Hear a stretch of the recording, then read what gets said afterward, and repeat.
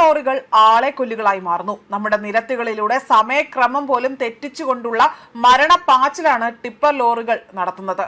School സമയങ്ങളിൽ ഈ ഒരു ടിപ്പർ ലോറികൾക്ക് നിയന്ത്രണങ്ങളുണ്ടോ? ശരിക്കും നിയമം പറയുന്നത് എന്താണ്? ഇതെല്ലാം തുടങ്ങിയ ചോദ്യങ്ങളാണ് ഇപ്പോൾ കൊട്ടാരക്കര നീലേശ്വരം മുക്കോളി മുക്കിൽ ഇന്ന് രാവിലെ ഉണ്ടായ അപകടത്തിന് പിന്നാലെ തന്നെ നമ്മൾ ഓരോരുത്തരും നമ്മുടെ മനസ്സിൽ തന്നെ ചോദിക്കുന്ന ചില ചോദ്യങ്ങൾ. എന്നാൽ അതിനു വേണ്ട കൃത്യമായ ഉത്തരം ഇപ്പോൾ റോഡ് സുരക്ഷാ വിദഗ്ധനായ ഉപേന്ദ്ര നാരായണൻ നൽകിയിരിക്കുകയാണ്. അദ്ദേഹം നൽകുന്ന മറുപടിയും വ്യത്യസ്തമായി തന്നെ തോന്നുന്നു. രാവിലെ 8 മണി മുതൽ 10 മണി വരെയും സ്കൂൾ വിടുന്ന സമയം, അതായത് വൈകിട്ട് 3:30 മുതൽ 5:30 വരെയുള്ള സമയങ്ങളിൽ ടിപ്പർ ലോറികളാകട്ടെ ഓടാൻ പാടില്ല എന്ന നിർദ്ദേശം ഇവിടെ മോട്ടോർ വാഹന വകുപ്പും പോലീസും നേരത്തെ നൽകിയിരുന്നു. എന്നാൽ ഇന്ന് രാവിലെ 7:15 കൂടിയാണ് ഈ അപകടം നടന്നതെങ്കിലും നൽകിയിരിക്കുന്ന സമയക്രമത്തിന് മുൻപേ തന്നെ ലക്ഷ്യസ്ഥാനത്തേക്ക് എത്താനുള്ള ഒരു ചീറിപ്പാച്ചിലാണ് പലപ്പോഴും ഇത്തരത്തിൽ റോഡുകളിൽ അപകടങ്ങൾ വിളിച്ചു വരുത്തുന്നത്. നിയമങ്ങൾ കടലാസിൽ കൃത്യമാണ് എങ്കിൽ പോലും പലപ്പോഴും ഇവ ലംഘിക്കപ്പെടാറുണ്ട് എന്നതാണ് ഏറ്റവും വലിയ ഒരു വിരോധാഭാസമായി തന്നെ ഇവിടെ പറയേണ്ടത്. അമിതഭാരം കയറ്റിക്കൊണ്ട് കൂടുതൽ ട്രിപ്പുകൾ ഓടിത്തീർക്കാനുള്ള ചില ഡ്രൈവർമാരുടെ മത്സര പാച്ചിലാണ് പലപ്പോഴും വൻ ദുരന്തങ്ങളിൽ കലാശിക്കുന്നതും. കൊട്ടാരക്കരയിൽ നടന്ന അപകടം അത് രാവിലെ 7:15 അതായത് 7:15 കൂടിയിട്ടാണ് ഈ സംഭവം നടക്കുന്നത്. കുട്ടികൾ നേരത്തെ തന്നെ ബസ് കാത്തു നിൽക്കുന്ന സമയമായിരുന്നു ഇത്.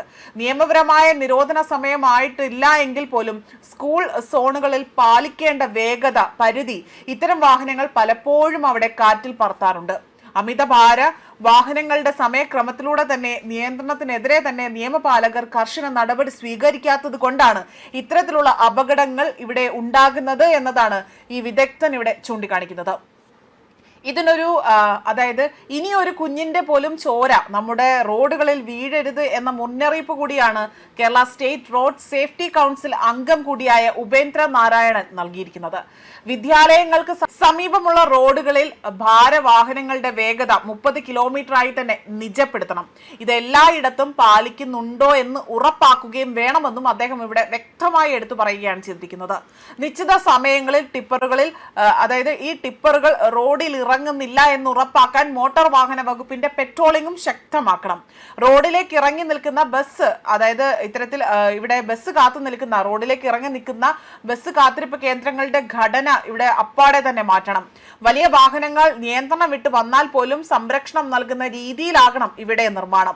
നിയമങ്ങൾ പാലിക്കാനുള്ളതാണ്, അത് മറ്റുള്ളവരുടെ ജീവൻ രക്ഷിക്കാനുള്ളതാണ് എന്ന ബോധം നമ്മളിൽ ഓരോരുത്തർക്കും ഉണ്ടാകണമെന്നും അദ്ദേഹം ഇവിടെ ഈ ഒരു അവസരത്തിൽ എടുത്തു പറയുകയാണ് ചെയ്തിരിക്കുന്നത്. അതുപോലെ തന്നെ അധികൃതരുടെ കർശനമായ നടപടിയും ഡ്രൈവർമാരുടെ ജാഗ്രതയും മാത്രമാണ് ഈ റോഡ് കൊലപാതകങ്ങൾക്ക് ശാശ്വതമായ ഒരു പരിഹാരം ഇവിടെ കാണാൻ സാധിക്കുന്നത് എന്നതാണ് അദ്ദേഹം ഈ ഒരു വിശകലനത്തിലൂടെ ഇവിടെ എടുത്തു സൂചിപ്പിക്കുന്ന ഒരു കാര്യം. ന്യൂസ് ഡെസ്ക് കർമ്മ ന്യൂസ്.